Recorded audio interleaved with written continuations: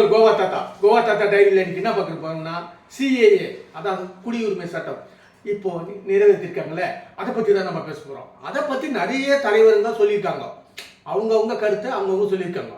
ஆனால் நம்ம நடிகர் விஜய் சார் அவர் சொல்லியிருக்காரு கருத்து, அதுக்கு தான் இப்போ நான் வந்திருக்கிறேன். அவர் என்ன சொன்னார்?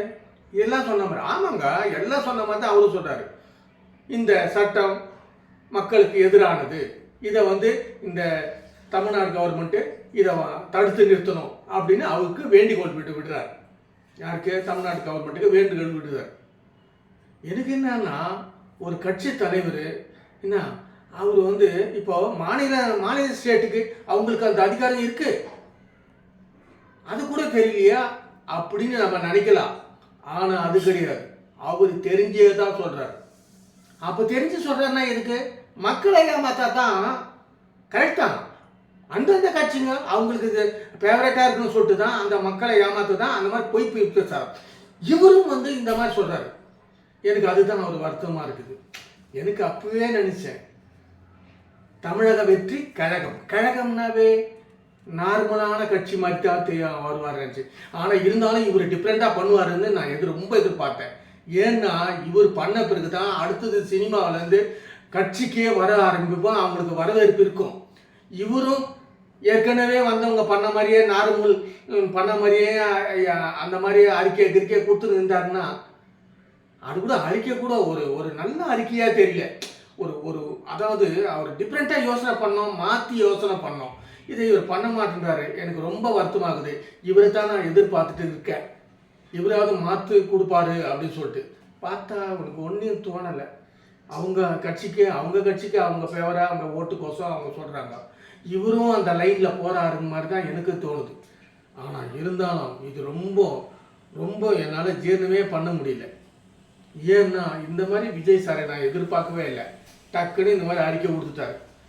சிஏ பற்றி ஒரு இராணுவ வீரர் அவர் மனசில் தோணுது, அவர் மனசில் தோணுதில்லை, சிஏ என்ன யூஸ்ஃபுல் ஆகுது அப்படின்னு சொல்லி பேசி போட்டுருக்காரு. ரொம்ப நல்லா இருக்கு.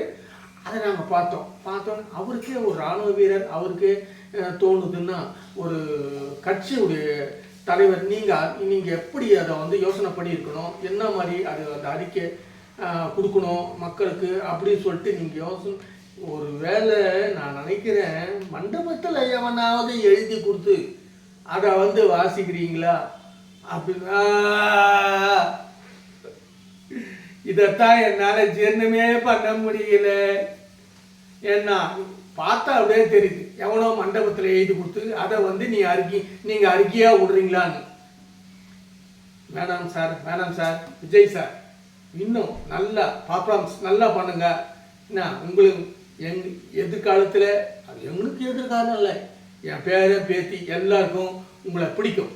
அதனால அவங்க எதிர்காலத்துக்கு நீங்கள் நல்லா செய்யணும் அப்படின்னு சொல்லிட்டு நாங்களாம் எதிர்பார்த்துருக்குறோம். நீங்கள் என்னடான்னா மொக்கையாக ஒரு அறிக்கை விடுறீங்க.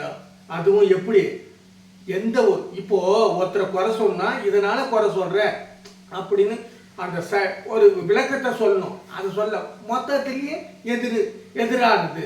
அவ்வளோதான். அது ஒரு நல்ல கட்சி தலைவர் பேச வேண்டிய பொறுப்பு இல்லை.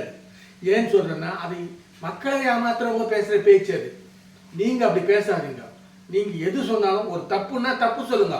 ஆனால் இதுக்கு தான் தப்பு, இந்த மாதிரி ஜனங்களுக்கு அது பாதிப்பு அப்படின்னு ஒரு விளக்கம் கொடுங்க.